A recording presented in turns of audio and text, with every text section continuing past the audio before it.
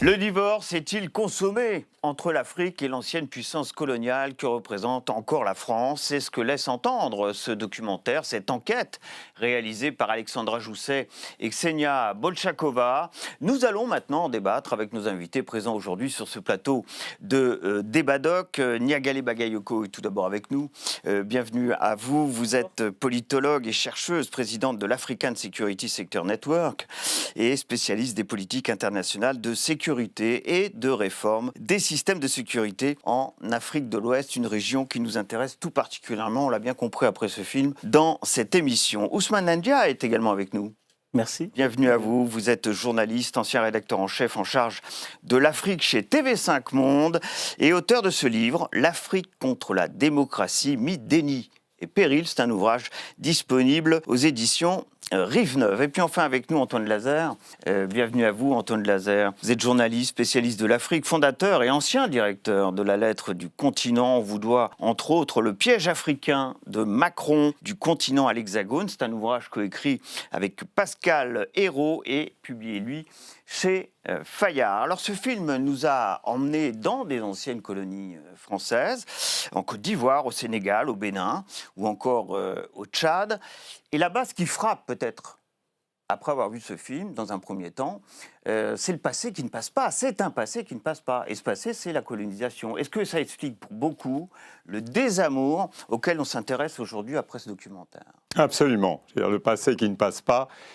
En fait, la France s'est crue trop longtemps chez elle en Afrique. Elle a exporté, sur le quart du continent, elle a exporté non seulement sa culture, son administration, ses militaires, en faisant une petite France pendant une période beaucoup trop longue.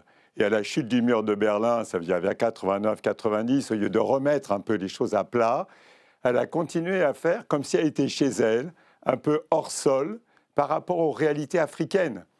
Ça veut dire, c'est contrairement à la colonisation britannique, qui était vraiment chacun dans son club avec le pire, l'apartheid en Afrique du Sud, le meilleur, c'est justement, ça veut dire l'identité des pays africains, c'était pas ils ne dirigeaient pas directement. La France, avec ses dizaines de milliers de coopérants, en Côte d'Ivoire, en 80, il y avait encore 50 000 Français. Ça veut dire, je crois vraiment, c'est cette façon de s'être installé sur ce continent et d'avoir pas compris. Moi, je vois ça d'une façon historique, une période historique. Et je pense que l'erreur, c'est en 89-90, la France est restée comme si elle était chez elle. Alors qu'elle ne s'est pas intéressée à l'Afrique des Africains, elle ne s'est pas intéressée aux cultures africaines, elle ne s'est pas intéressée à l'Afrique réelle. Et c'est ce qu'elle paye actuellement. Ce qui frappe aussi, c'est que ce passé qui ne passe pas, c'est surtout le cas auprès des jeunes des pays visités dans ce film. Autrement dit, des hommes, des femmes qui n'ont pas connu cette période de la colonisation, pas connu non plus la période de la décolonisation, qui a été particulièrement violente dans certains de ces pays. On pense au Cameroun, notamment. Ça, c'est particulièrement frappant. C'est orchestré par qui cette... Alors moi, je pense qu'il est quand même important de se rendre compte qu'il y a incontestablement, comme on le voit parfaitement bien dans le film, un rejet de la France, mais qu'il y a un rejet beaucoup plus large de tous les partenaires traditionnels, notamment des partenaires européens, y compris de ceux qui n'ont pas le même passé colonial que la France. Il y a aussi un rejet assez viscéral des organisations multilatérales. L'ONU a dû quitter la région de manière assez violente. Donc, oui, bien sûr, il y a cet héritage qui est lourd à porter, mais je pense qu'on se trompe en pensant que le diagnostic doit uniquement se concentrer sur ce rejet de l'héritage colonial. Il y a plus largement une remise en cause des relations asymétriques, des relations perçues comme de domination d'un Nord par rapport à des pays du Sud. Et comme la France cherche à être extrêmement visible, notamment sur le continent africain, en se prévalant de la connaissance supérieure à celle de ses autres partenaires européens qu'elle en aurait, c'est elle qui fait l'objet du rejet le plus virulent. Et parce que vous évoquez évidemment là, d'autres pays européens qui eux aussi ont été colonisateurs. Hein. On peut évoquer évidemment, vous l'avez évoqué, la Grande-Bretagne, les Belges, bien entendu, voire les Allemands. Pour les Belges, ça n'est pas facile, par exemple. Hein. Aujourd'hui, en Afrique centrale, RDC. notamment en RDC, les choses sont compliquées. Mais on voit aussi que, par exemple, les politiques de développement d'acteurs comme les Allemands ou comme les pays scandinaves même, hein, qui sont pourtant généralement perçus comme des partenaires faciles et sans cet héritage très lourd, devient de plus en plus difficile à accepter pour les partenaires africains qui estiment, comme le disait très justement Antoine, que l'on ne respecte pas leurs traditions, que l'on ne respecte pas leurs savoirs locaux et qui eux aussi deviennent ultra souverainistes. Ousmane Ndiaye, vous partagez cette analyse en totalité, pour partie, peut-être des réserves à ce qui a été dit à l'instant? Non, je voulais juste faire un focus sur la jeunesse, parce qu'il me semble qu'elle dit beaucoup de choses, elle révèle beaucoup de choses. Une des choses que la jeunesse révèle, c'est que moi qui ai grandi jusque dans les années 90 en Afrique, notre conscience, notre culture politique se construisait sur beaucoup de choses du monde, sur la Palestine, sur plein de choses. Aujourd'hui, à partir des années 2000, moi j'ai observé que la culture politique se construisait sur le refus de ce qu'on appelle l'ordre postcolonial. C'est ce qu'Antoine décrivait, par exemple, la génération de nos pères ont vécu dans une sorte de suite post-coloniale plus prégnante et qu'ils ne l'ont pas contestée. Et c'est des choses très concrètes. Je donne un exemple très simple. L'université de Dakar, qui est la grande université d'Afrique de l'Ouest. Après l'indépendance, elle était dépendante de l'Académie de Bordeaux pendant une décennie. Donc, c'est des choses très concrètes. Cette génération-là, en mai 68, s'est révoltée pour couper les liens. Donc, quand on a coupé le lien colonial de fait, ça s'est poursuivi de façon très pragmatique. Et ça s'est poursuivi juste dans les années 90, dans une sorte de relative indifférence. Par contre, je pense que la jeunesse se réveille parce qu'il ne faut pas sous-estimer les conséquences des politiques d'ici. Je pense que le monde s'est globalisé. Chaque acte politique, immédiatement, avec les réseaux sociaux, a une conséquence immédiate. Je donne un exemple. Pour moi, il y a deux tournants très importants. 2005. Jacques Chirac, enfin je crois que c'était sous Chirac, on essaie de faire passer cette loi en France sur les bienfaits de la colonisation. Après, quelques années après, le discours de Dakar. Et en fait, dans ce temps-là, dans cet espace-là, de Nicolas Sarkozy, où il montre une Afrique arriérée et tout, oui. Et ça a donné lieu à une mobilisation incroyable. Et ça s'est fait d'ailleurs symboliquement à l'université de Dakar. Donc on a toute une génération qui s'est construite avec comme repère politique avec la France le discours de Dakar, les tentatives de réécriture de l'histoire coloniale, ou bien, et ça on n'en parle pas beaucoup, les politiques répressives migratoires, qui sont perçues là-bas aujourd'hui maintenant. Parce que la distance s'est rétrécie, tout ce qui est fait ici a une conséquence immédiate. Et puis dernière chose, il faut remarquer que ceux qui portent ce combat-là, les visages les plus médiatiques sur ce combat-là, ils ne sont pas des Africains qui ont grandi en Afrique, c'est des Africains qui ont grandi ici, qui ont vécu ici, qui sont français. Autrement dit, c'est la diaspora. Oui, par exemple, Kémy Séba a grandi Kémy Séba, qui est un des radicaux de ce tour, a grandi à Strasbourg. Et donc, ça refait le lien entre nos politiques d'ici contemporaines et ce qui se passe avec la jeunesse africaine. Alors, il y en a un qui a voulu s'inscrire en rupture avec tout cela. Et d'ailleurs, ce documentaire valait aussi par une interview exclusive de l'actuel chef de l'État, Emmanuel Macron, à propos de la politique africaine. D'ailleurs, il dit qu'il n'y a pas de politique africaine de la France aujourd'hui. Voilà, ça, il le dit, hein, tout au tout début du film. Il nous dit aussi, voilà, moi, je suis le premier président français qui est né après la décolonisation. Et donc, il veut s'inscrire en rupture avec ses prédécesseurs sur cette question, très clairement. Il le redit dans ce film. Est-ce que c'est le cas? Est-ce que depuis l'arrivée de Macron à l'Élysée, on a assisté à un changement de cap, à une rupture avec le passé du côté des anciennes colonies françaises? Je pense qu'Emmanuel Macron, il est resté quand même dans cet anachronisme historique. Ça veut dire qu'il n'a pas compris ce passé qui ne passe pas. Il a cru que, un peu comme quand on est enfant, on a une ardoise magique. Il a pensé qu'en faisant des rapports sur la colonisation, sur l'Algérie, rapport Stora, sur le Cameroun, rapport Ramondi, et sur d'autres rapports, et le Rwanda, bien évidemment, sur le génocide du Rwanda. Nucléaire. Il a pensé, absolument, il a pensé que comme ça, on allait passer à autre chose. Donc il y a un travail mémoriel. Il y a un néanmoins. travail mémoriel, mais encore une fois, d'abord, il avait quand même l'attitude, le problème de la France et aussi de ses institutions. Ça veut dire, c'est la parole du chef de l'État. Et il a montré lui-même, en particulier au moment des opérations militaires Barkhane dans le Sahel, il avait une telle arrogance quand il parlait aux chefs d'État africains, quand il allait leur dire « Oui, vous êtes responsables de la mort par rapport aux familles des militaires français. Vous avez eu aussi des milliers de morts parmi les soldats. » Donc, il y avait quand même toute une attitude, je veux dire, est-ce que c'est normal ?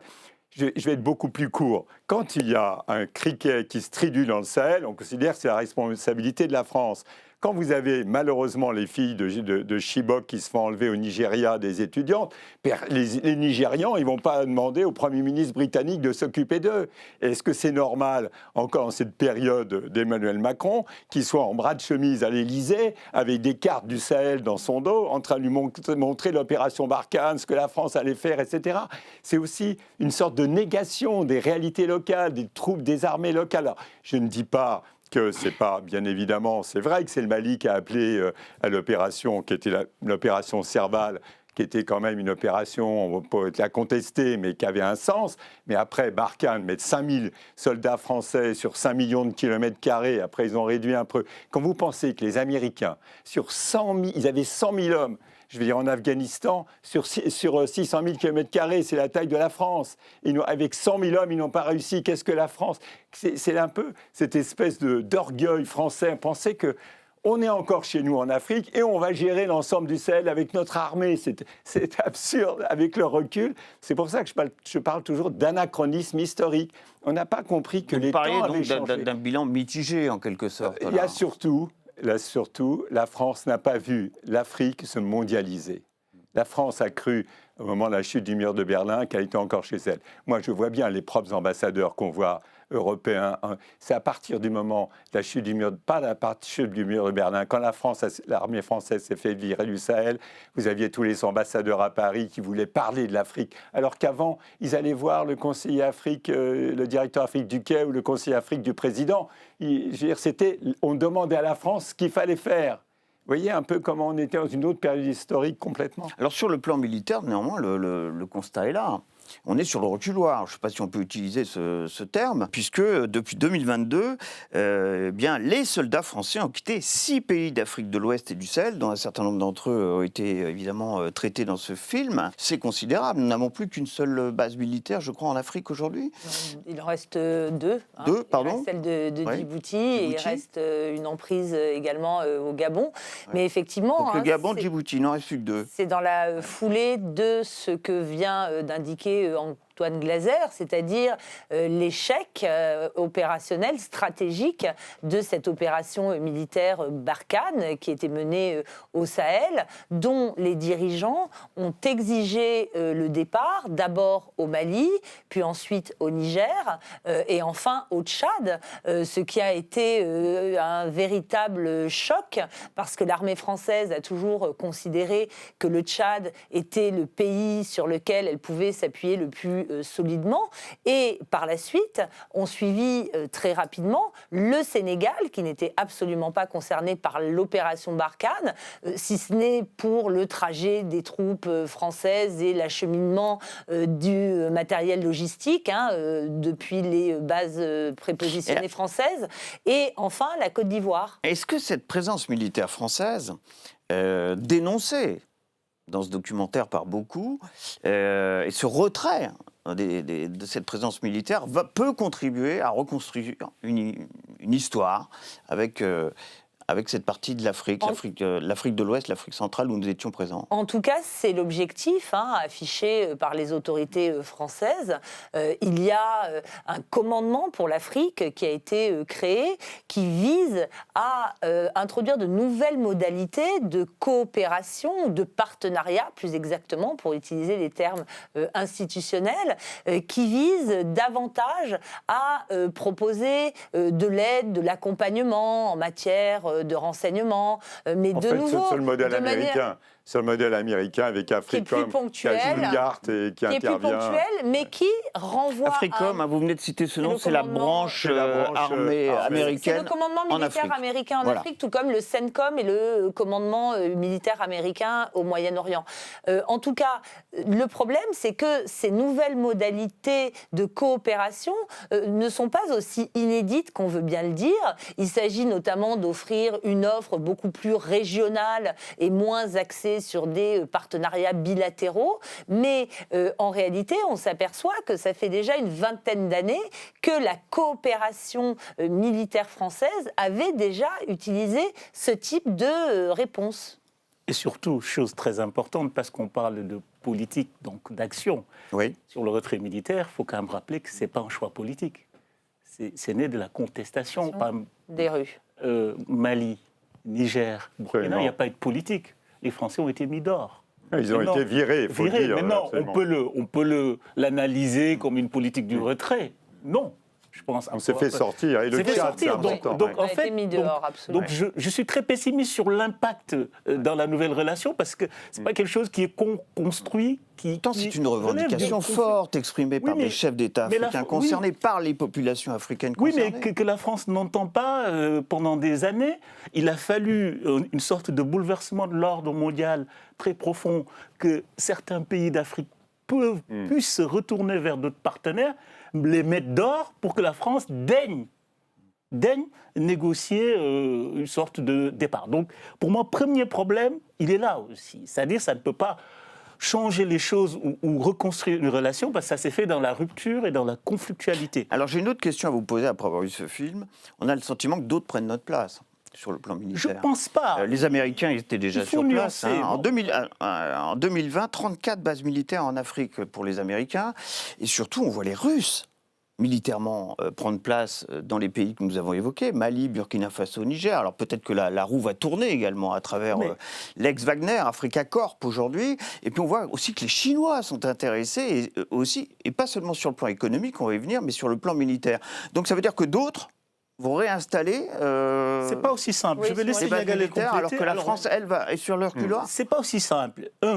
Déjà, la Russie, c'est pas tant un nouvel acteur. Hein. Par exemple, vous prenez pendant la guerre froide un pays comme le Mali.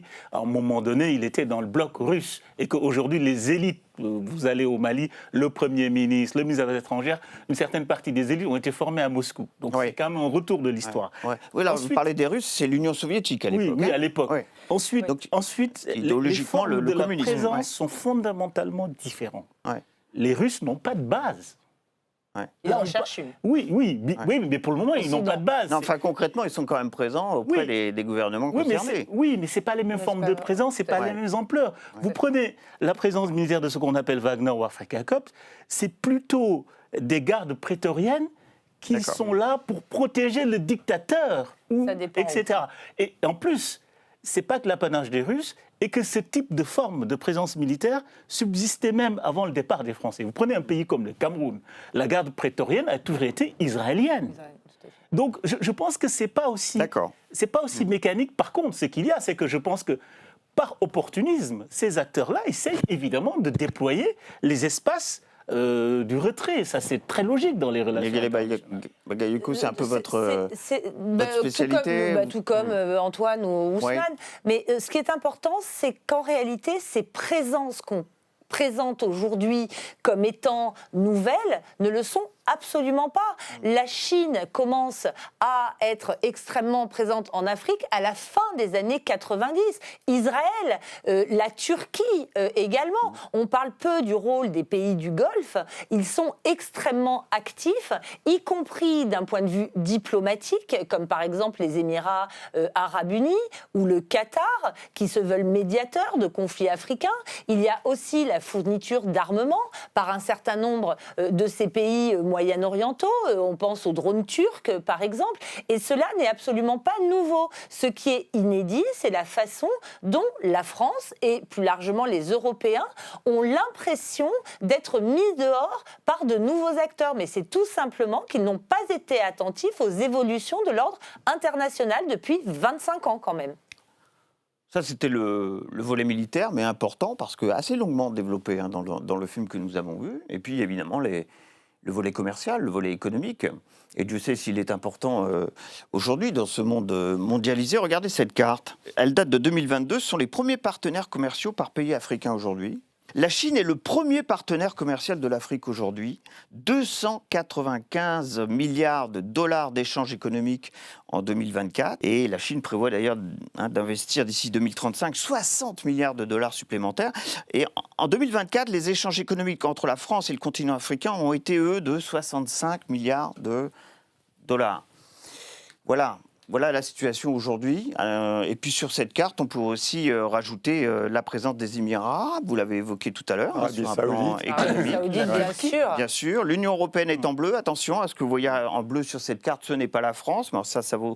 Même si la France est très présente évidemment dans les pays du Maghreb, là aussi pour des raisons historiques. Mais enfin, le constat est là. Absolument, mais sur cette carte, nous n'existons économiquement pratiquement pas, ou peu. D'abord, il y a deux choses pour faire un peu la transition.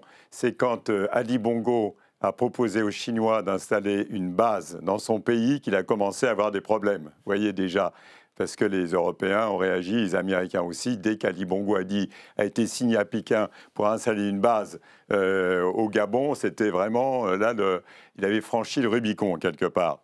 Maintenant, la Chine, c'est vrai que la France, dans les milieux français, quand vous avez vécu sur le plan économique une rente politique des années 60 jusqu'à la chute du mur de Berlin, la France contrôlait dans son ancien précaré, en particulier grâce à sa monnaie, le franc CFA, 50 à 60% des marchés.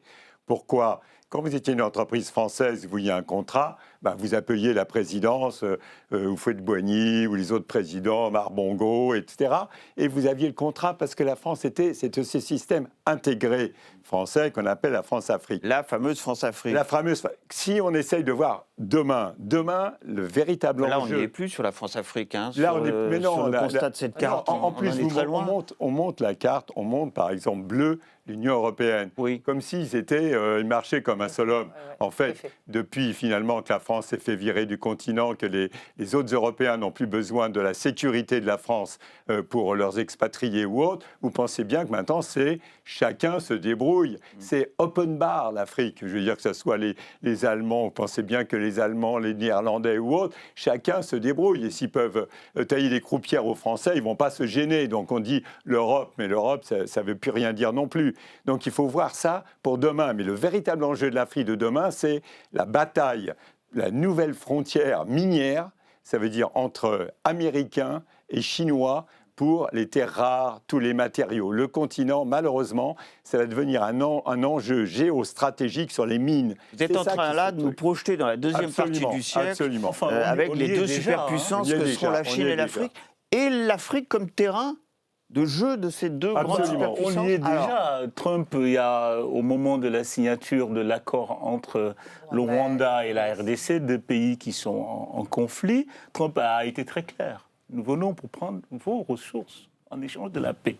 Alors l'avantage de Trump, c'est que c'est clairement dit. Mais c'est très colonialiste comme attitude. Oui, mais Trump l'assume dans cette façon du coup d'éclat. Et donc c'est clair. Et c'était pas seulement une fanfaronnade, parce que quelques jours après, l'accord de partenariat économique qui est signé, c'était la traduction de ça. C'est-à-dire la politique que nous avons eue en France avec ce qu'on appelait la France-Afrique, c'est-à-dire cette politique du précaré, c'est-à-dire l'accès privilégié de la France aux ressources, en fait, avec Donald Trump, refait la même chose et que l'histoire se répète. Par contre, autant l'attitude de Trump est claire, parce qu'on en parlait de Macron qui disait tout à l'heure qu'il n'a pas de politique africaine. Justement, c'est un peu ça le problème. C'est-à-dire, tantôt il a une politique africaine, tantôt il ne l'a pas, dans sa propre discours. Et puis, on a une sorte de contradiction qui me laisse toujours assez pantois. Je donne un exemple très, très simple. Allez, il décide de créer un conseil pour l'Afrique. Oui. Alors, nouveaux enjeux importants, les diasporas vont être la clé de voûte de la politique vers l'Afrique. Et tout d'un coup, le Conseil pour l'Afrique, on ne sait pas s'il a été dissous, il n'existe plus, rien, léthargie. Deuxième exemple, l'AFD, une méga réforme, ça va être radical, on va changer le nom. Pour le 80e anniversaire, ça fait plus de 3 ans. La FDO, il faut rappeler ce que c'est. L'Agence française de développement, qui est le premier opérateur bien sûr. Très important, qui est vraiment c'est la banque, quoi. C'est la banque de coopération de la France et qui, malgré les annonces de Macron, reste encore ce qu'elle était depuis quelques années. Donc, il y a pas mal de politiques d'annonces comme ça. La rupture est tout le temps annoncée, elle n'est jamais faite. Il y a même ce qu'on reproche à Macron, la politique du en même temps, on le retrouve en Afrique. Par exemple, sur le franc CFA, il dit que je me retire, mais c'est lui qui annonce la réforme du franc CFA. Ouais, réforme, hein, pas officiellement on arrête le franc CFA, en réalité il y a 2 francs CFA. Si j'ai un tout petit désaccord avec tout ce dont on vient de parler, c'est qu'on a l'impression que l'Afrique est passive, que les acteurs africains sont des jouets aux mains de puissances extérieures qui les manipulent, qui s'imposent à une volonté qui, à mon avis, en réalité, est beaucoup plus forte qu'on ne veut bien le dire. Les États africains et les sociétés africaines, aujourd'hui, font des choix absolument cyniques de partenariat en cherchant eux aussi à maximiser leurs intérêts. On le voit notamment à travers les tentatives, on va voir si elles vont aboutir, mais de nationaliser de plus en plus l'accès aux ressources minières. Vous parlez de la Chine, il faut savoir que notamment il y a eu au cours des derniers mois un différend extrêmement sérieux entre la compagnie chinoise d'exploitation du pétrole au Niger et les autorités en place, les autorités militaires en place, qui ont décidé d'entrer dans un bras de fer avec les Chinois du même ordre qu'ils l'ont fait avec les Américains, qu'ils ont aussi forcé à quitter le pays, il ne faut pas l'oublier, ou avec les Français. Ce sera malheureusement le mot de la fin parce qu'on aurait voulu passer bien plus de temps avec vous trois pour évoquer ce désamour, ce divorce consommé, hein, peut-être avec un point d'interrogation. C'est en tout cas le thème de cette émission. Après ce documentaire, vos réactions, ça sera sur #DébatDoc. Merci à Félicité Gavalda, Thibaut Brosset-Ecal qui, comme à l'accoutumée, m'ont aidé à préparer cette émission. Et je vous donne rendez-vous pour un prochain DébatDoc. Ça sera bien entendu avec son documentaire et son débat. À très bientôt.